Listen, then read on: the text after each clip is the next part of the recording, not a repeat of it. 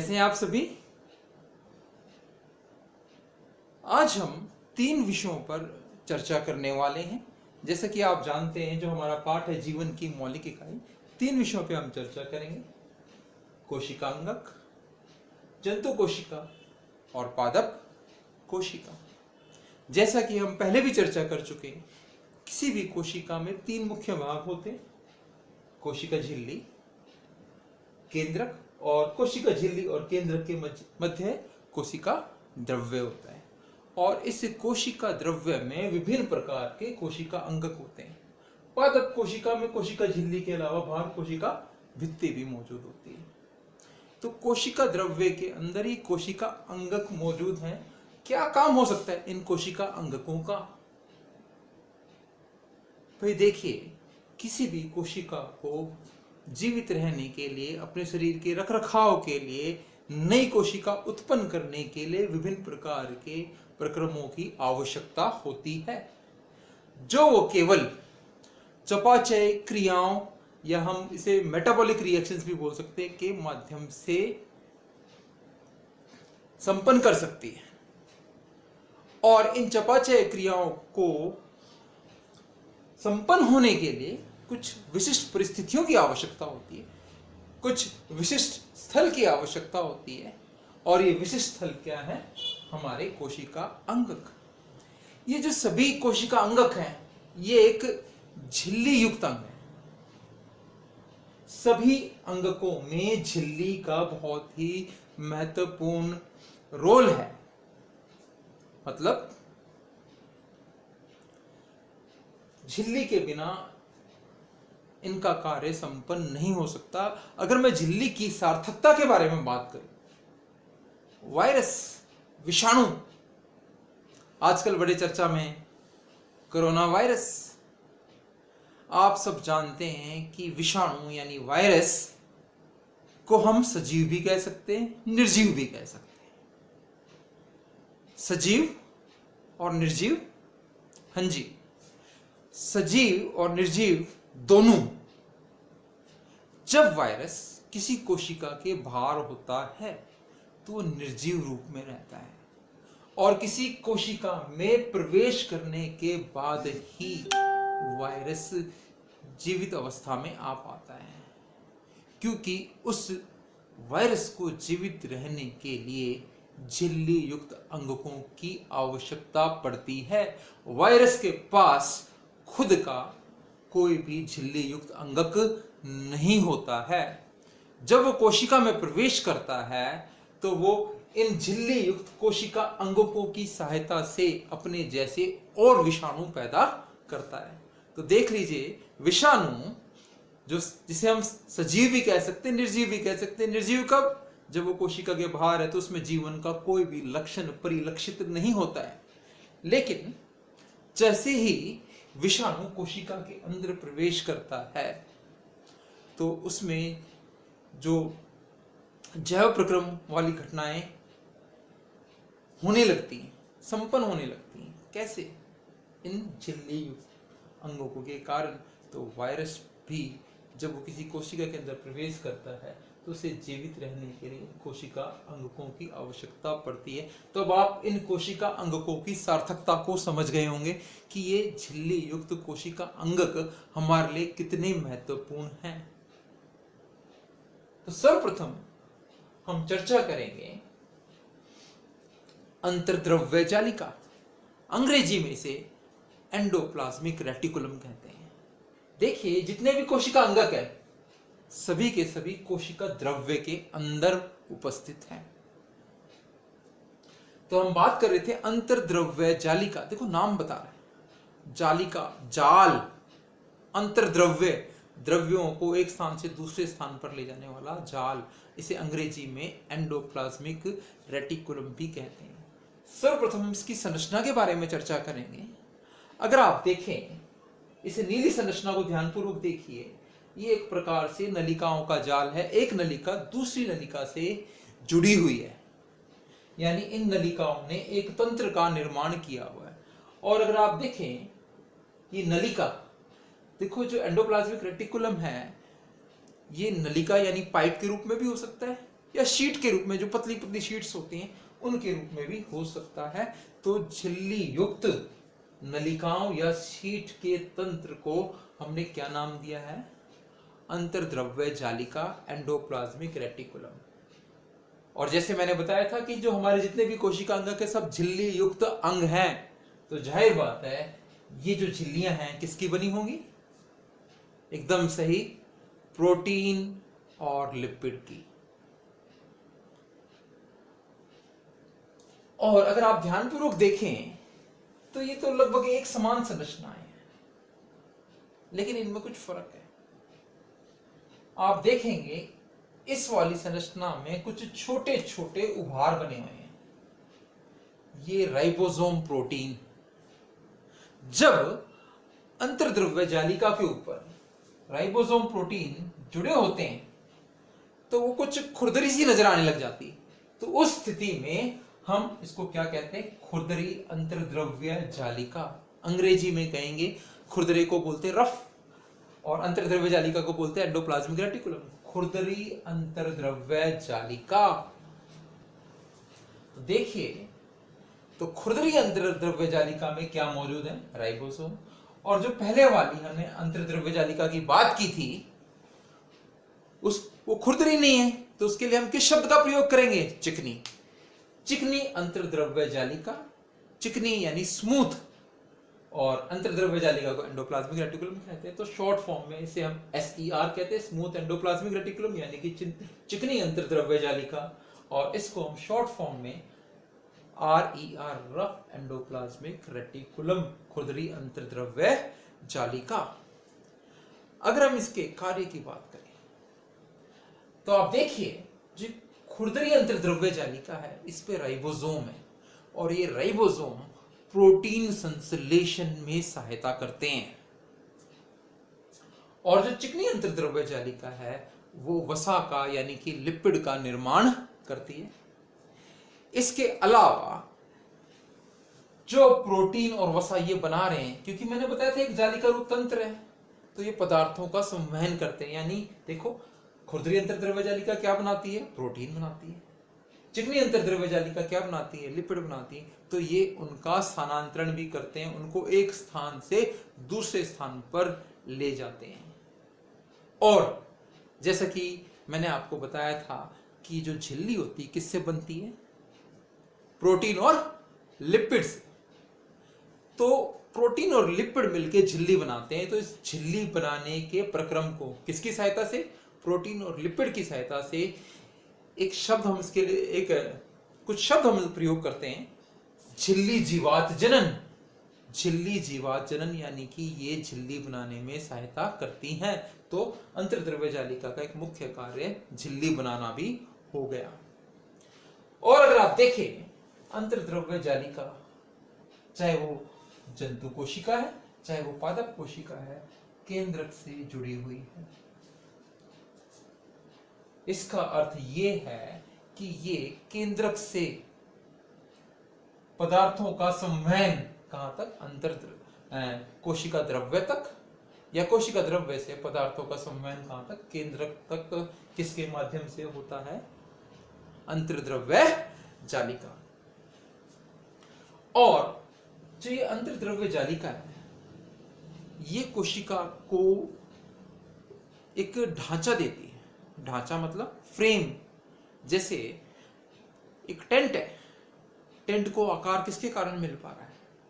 जो इसमें आप पोल, खंबे का इस्तेमाल कर रहे हैं, बंबू का इस्तेमाल कर रहे हैं, उसकी सहायता से आप टेंट को एक क्या देते हैं? आकार देते हैं, एक ढांचा देते हैं। तो उसी प्रकार से ये जो अंतर्द्रव्य जालिका है, ये भी कोशिका को एक ढांचा प्रदान कर रही है, एक निश्चित आकार प्रदान कर रही है। इसके अलावा जो कशेरुकी जीव होते हैं, उनके यकृत में, यकृत मतलब लिवर में, अंतर्द्रव्य जालिका एक बहुत ही महत्वपूर्ण कार्य करती है। चिकनी अंतर्द्रव्य जालिका। निराविषीकरण शब्द सुनो। निराविषीकरण का क्या अर्थ होता है? यानी जहर के प्रभाव को समाप्त करना। यानी कि हमारे शरीर में जो भी विष होता है उसका निराविषीकरण, उस जहर के प्रभाव को कौन समाप्त करती है? चिकनी अंतर्द्रव्य जालिका। या हम जो दवाइयां लेते हैं, ये भी एक प्रकार के ड्रग्स लेते हैं, दवाइयां लेते हैं, एक प्रकार का विष है। तो ये इसका निराविषीकरण कौन करती? चिकनी अंतर्द्रव्य जालिका। किसमें? यकृत में मौजूद चिकनी अंतर्द्रव्य जालिका निराविषीकरण करते हैं। आपने सुना भी होगा, जो लोग शराब पीते हैं उनका लिवर जल्दी खराब हो जाता है। शराब क्या है? एक प्रकार का विष। तो उसका निराविषीकरण कहां होगा? यकृत की चिकनी अंतर्द्रव्य जालिका में। हमारा शरीर शराब को पचाने के लिए नहीं बना है, और जब वो ज्यादा मात्रा में शरीर में आएगा तो उसका दुष्प्रभाव लिवर पर पड़ता है। अब इसके बाद आप देखें, अंतर्द्रव्य जालिका के पास ही ये हरे रंग की संरचना देख रहे हैं, गोल्जी उपकरण, गोल्जी एपरेटस। पादप कोशिका में भी और जंतु कोशिका में भी सामान्य स्थितियों में ये किसके पास होती हैं? अंतर्द्रव्य जालिका के पास मौजूद रहती है। और अगर आप देखें तो उसमें कुछ थैलेनुमी संरचनाएं, थैलेनुमी संरचनाओं को पुटिकाएं भी कहते हैं। यहाँ पे जो हमारी चिकनी अंतर्द्रव्य जालिका थी, इसमें ये पुटिकाएं थी। तो इसी प्रकार से गोल्जी उपकरण में भी पुटिकाएं हैं, और ये एक के ऊपर एक व्यवस्थित है। एक पुटिका के ऊपर दूसरी, दूसरी के ऊपर तीसरी। इस पुटिका थैलेनुमा संरचना को हम कुंडिका भी कहते हैं। और जैसे कि आपके अंतर्द्रव्य जालिका भी एक जालिका तंत्र का निर्माण कर रहे थे, इसी प्रकार से ये बहुत सारी कुंडिकाएं भी एक जालिका तंत्र का निर्माण करती हैं। अब सवाल ये उठता है कि गोल्जी उपकरण अंतर्द्रव्य जालिका के पास क्यों है?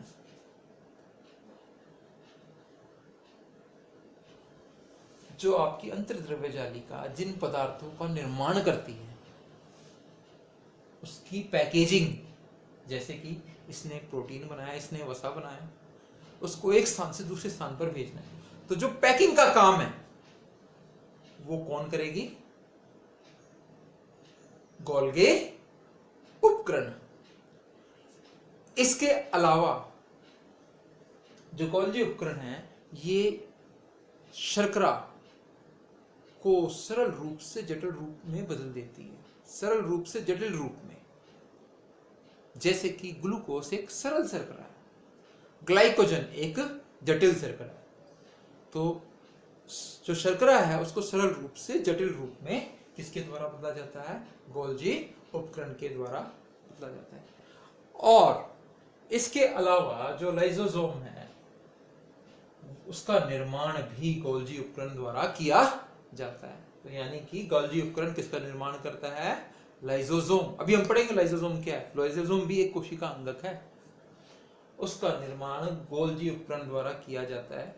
लाइसोसोम में विशेष प्रकार के पाचक रस होते हैं, उन पाचक रसों का निर्माण चिकनी अंतर्द्रव्य जालिका द्वारा किया जाता है।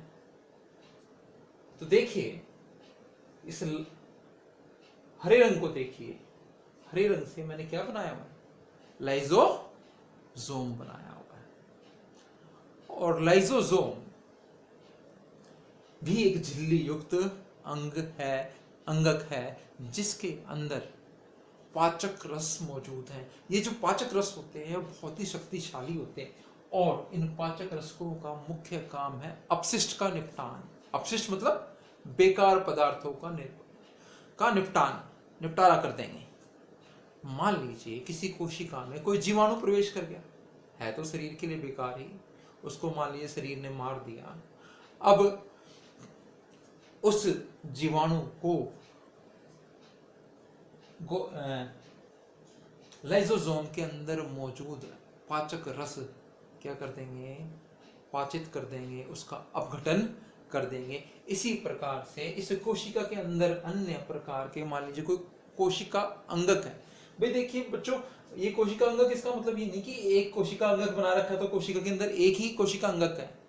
मैंने तो कम से कम, मेरे पास स्थान कम था तो इसलिए मैंने एक एक कोशिका अंगक दर्शाए हुए हैं।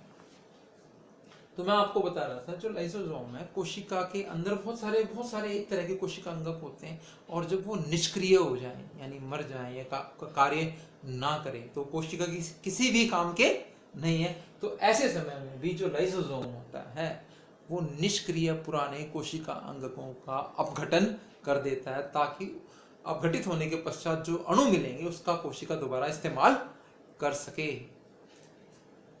इसके अलावा लाइसोसोम को एक नाम और दिया गया, आत्मघाती थैली। ध्यान दो, आत्मघाती थैली, आपने शब्द सुना है? आत्मघाती, आतंकवादी, आत्मघात यानी खुद पे चोट करना। अब सवाल यह उठता है कि लाइसोसोम को आत्मघाती थैली क्यों कहते हैं? भाई देखिए, जो कोई कोशिका है, कोशिका के अंदर बहुत सारे चपाचयी अभिक्रियाएं होती हैं, प्रक्रियाएं होती हैं, और अगर कोशिका के अंदर चपाचयी अभिक्रियाएं ना हो तो कोशिका मर जाएगी। जब कोशिका मर जाती है तब ये लाइसोसोम स्वतः फट जाते हैं, अपने आप फट जाते हैं, और कोशिका के अंदर जितने भी पदार्थ हैं उनका क्या कर देते हैं, पाचन कर देते हैं। तो इसलिए इसको हमने आत्मघाती थैली का भी नाम दिया है। फिर जो हमारा अगला अंगक है, देखिए माइटोकॉन्ड्रिया। अगर आप माइटोकॉन्ड्रिया को देखें तो ये दोहरी परत वाला अंगक है। इसके अंदर दो परत है, एक बाहरी परत, एक भीतरी परत। जो भीतर, जो अंदर की तरफ परत है, उसको अगर आप देखें तो वो वलयित है, कुछ इस प्रकार से है, वलय है। वलयित क्यों? ताकि थोड़े स्थान में ज्यादा जगह को घेरे, यानी कि जो भीतरी सतह है वो वलयित होने के कारण क्षेत्रफल बढ़ जाता है, और क्षेत्रफल बढ़ जाता है तो उसका हमें कुछ लाभ मिलता है। हाँ जी, सबसे पहले जब हम माइटोकॉन्ड्रिया की बात कर रहे थे, ये दोहरी परत वाली कोशिका अंगक है, और इसको हम कोशिका का ऊर्जा घर भी कहते हैं, कोशिका का बिजली घर भी कहते हैं। यानी कि कोशिका के अंदर जितनी भी ऊर्जा आ रही है वो किसके कारण आ रही है? माइटोकॉन्ड्रिया। कैसे आ रही है? बच्चों, आप खाना खाते हो, पचता है, खाना पचने के बाद कौन से रूप में बदल जाता है? ग्लूकोज में। आप खाना खाते हो, आपकी जो क्षुद्र आंत होती है, छोटी आंत होती है, वहां पर खाना पचता है, और जो कार्बोहाइड्रेट होता है उसका पूर्ण पाचन होकर ग्लूकोज का निर्माण हो जाता है। ग्लूकोज छोटी आंत द्वारा अवशोषित हो जाता है, फिर वो रक्त में पहुंच जाता है, और रक्त के बाद वो कोशिकाओं तक पहुंच जाता है। तो जो ग्लूकोज होता है रक्त के द्वारा कोशिका तक पहुंच गया, उसके बाद कोशिका के द्रव्य के अंदर, कोशिका के अंदर ग्लूकोज ने प्रवेश कर लिया। इसके बाद ये ग्लूकोज एक अणु में बदल जाता है जिसे हम बोलते हैं पायरूवेट, और ये पायरूवेट अणु फिर कहाँ प्रवेश कर जाता है? माइटोकॉन्ड्रिया के अंदर। और इस माइटोकॉन्ड्रिया में प्रवेश करने के बाद जो मैं भीतरी सतह बता रहा था, ये सतह जितनी ज्यादा होगी उतनी ज्यादा ऊर्जा उत्पन्न होगी। तो जो ऊर्जा उत्पन्न होती है उसको भंडारित कर लिया जाता है, इकट्ठा कर लिया जाता है। किसके रूप में? एटीपी के रूप में, एडिनोसाइन ट्राइफॉस्फेट। इसको ऊर्जा की मुद्रा भी कहते हैं। यानी हमारा शरीर में जो भी श्वसन प्रक्रम में जो भी ऊर्जा मुक्त होती है उसको हमारा शरीर किसके रूप में भंडारित कर लेता है? एटीपी। और एटीपी का निर्माण कौन सी सतह में होता है? माइटोकॉन्ड्रिया की भीतरी सतह में, अंदर वाली सतह में। इसलिए इसका क्षेत्रफल जितना ज्यादा होगा उतना ज्यादा एटीपी का निर्माण होगा, उतनी ज्यादा ऊर्जा को हम संचयित कर सकते हैं। एक खास बात और माइटोकॉन्ड्रिया की, इसके पास खुद का डीएनए होता है और राइबोसोम भी खुद का होता है। तो खुद का डीएनए और राइबोसोम होने के कारण ये कुछ प्रोटीनों का निर्माण स्वयं कर पाती है, और जितने भी कशेरुकी जीव हैं उनके अंदर जो माइटोकॉन्ड्रिया है वो केवल माता से आता है, पिता से नहीं आता। पिता के जो शुक्राणु हैं उससे माइटोकॉन्ड्रिया नहीं आता। माइटोकॉन्ड्रिया एक ऐसा कोशिका अंगक है जो केवल माता से आता है। तो ये माइटोकॉन्ड्रिया। अब हम ऐसे कोशिका अंगक की बात करेंगे जो केवल पादप में मौजूद है, पौधों में मौजूद है। अगर आप देखिए हरित लवक क्लोरोप्लास्ट, ये भी दोहरी झिल्ली वाला कोशिका अंगक है। इसमें 2 झिल्लियां हैं और इसके अंदर एक द्रव्य भरा रहता है जिसको हम स्ट्रोमा कहते हैं। और अगर आप देखें तो ये कुछ सिक्के, एक सिक्के के ऊपर दूसरा सिक्के, यानी ढेर है। जैसे एक सिक्के के ऊपर दूसरा सिक्का, उसके ऊपर दूसरा सिक्का रख दिया गया है। तो जो एक सिक्के जैसी संरचना दिख रही है उसको हम थाइलाकॉइड कहते हैं। और जब बहुत सारे थाइलाकॉइड एक के ऊपर एक, तब हम उसे ग्रैना कहते हैं। और ये जो क्लोरोप्लास्ट के अंदर जो खाली स्थान है जिसमें द्रव भरा हुआ है, ठीक है ना, उसको हम स्ट्रोमा कहते हैं, उसके अंदर मौजूद होता है। और थाइलाकॉइड के अंदर क्लोरोफिल मौजूद होता है जो प्रकाश संश्लेषण में सहायता करता है। तो जो ये हरित लवक है, क्लोरोप्लास्ट है, ये एक प्रकार का प्लास्टिड है। तो प्लास्टिड क्या है? कोशिका अंगक है। ये 2 प्रकार के होते हैं, क्रोमोप्लास्ट, ल्यूकोप्लास्ट। क्रोमोप्लास्ट यानी रंग वाला। क्लोरोफिल क्लोरोप्लास्ट के अंदर होता है। उसको कैसा रंग देता है? हरा रंग देता है। ऐसे ही आपने देखा होगा विभिन्न प्रकार के फूल होते हैं तो उनमें अलग अलग प्रकार के वर्णक होते हैं, जैसे ज़ैंथोफिल हो गया, कैरोटीन हो गया। और जो दूसरे प्रकार का प्लास्टिड है जिसे हमने ल्यूकोप्लास्ट कहा था, उसका मुख्य रूप से कार्य है संचयन करना। चाहे वो प्रोटीन के रूप में भोजन का संचयन करना, चाहे वसा के रूप में भोजन का संचयन करना। तो ल्यूकोप्लास्ट का मुख्य कार्य संचयन है। और माइटोकॉन्ड्रिया की ही तरह क्लोरोप्लास्ट में भी खुद का डीएनए और राइबोसोम होता है। अब हमारा लास्ट कोशिका अंगक बचा है रसधानी। रसधानी अगर आप देखें तो पौधे में लगभग 50 से 90% हिस्सा किसके द्वारा घेरा जाता है? रसधानी के द्वारा घेरा जाता है। और यह भी एक प्रकार का झिल्ली युक्त अंगक है। अगर आप अंतर देखें, पौधों में ज्यादातर बड़ी रसधानियां होती है, जंतुओं में छोटी सी रसधानी होती है और इनकी संख्या ज्यादा होती है। पादपों में मुख्य रूप से एक बड़ी रसधानी होती है, इसके अलावा छोटी जो रसधानी होती है उनकी संख्या बहुत कम होती है। अब ये रसधानी क्या कार्य करती है? ये झिल्ली युक्त संरचना है। ये कोशिका को स्फीति, आकार जो मेंटेन करने में, आकार को एक विशिष्ट रूप में रखने के में सहायता करती है, कोशिका को कठोरता प्रदान करती है। इसके अलावा ये महत्वपूर्ण पदार्थों को भी भंडारित करती है, चाहे वो ग्लूकोज हुआ, चाहे वो प्रोटीन हुआ, चाहे वो अमीनो अम्ल हुआ, विभिन्न प्रकार के पदार्थों को भंडारित करती है। और अमीबा जैसे सरीखे जीवों में जब भोजन कोशिका के अंदर आता है तो वो किसका निर्माण कर लेते हैं? खाद्य रसधानी का कर लेते हैं। तो एक तरह से जो अमीबा जैसे जीव हैं उसमें ये खाद्य धानी एक प्रकार की रसधानी है। और इसमें जो अमीबा होता है वो इस खाद्य धानी यानी रसधानी की सहायता से अपशिष्ट पचे हुए भोजन का भी निपटान कर देता है। धन्यवाद। अब हम पादप तथा जंतु कोशिका में तुलना करेंगे। बच्चों देखिए 3 शब्द हैं, तुलना करना, अंतर बताना, समानता बताना। तो इन सब में अंतर है। तुलना के अंतर्गत दोनों चीजें आती, समानताएं भी और विभिन्नताएं भी। तो हम क्या कर रहे हैं? हम तुलना कर रहे हैं। तो देखिए जंतु कोशिका तथा पादप कोशिका। पादप कोशिका में कोशिका भित्ति होती है, लेकिन जंतु कोशिका में कोई भी कोशिका भित्ति नहीं होती। जंतु कोशिका में कोशिका झिल्ली है, पादप कोशिका में भी कोशिका झिल्ली है। जंतु कोशिका में राइबोसोम है, पादप कोशिका में भी राइबोसोम है।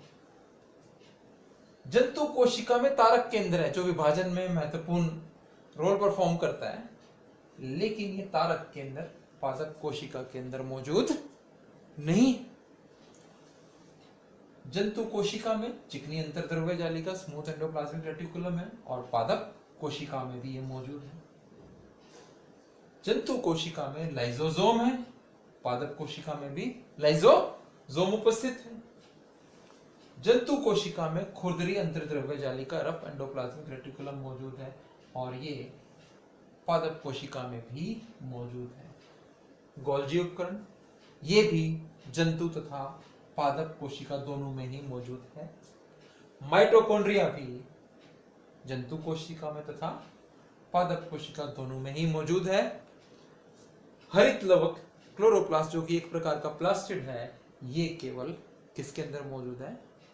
पादप कोशिका के अंदर मौजूद है, जो प्रकाश संश्लेषण में सहायता करता है, भोजन बनाने में सहायता करता है।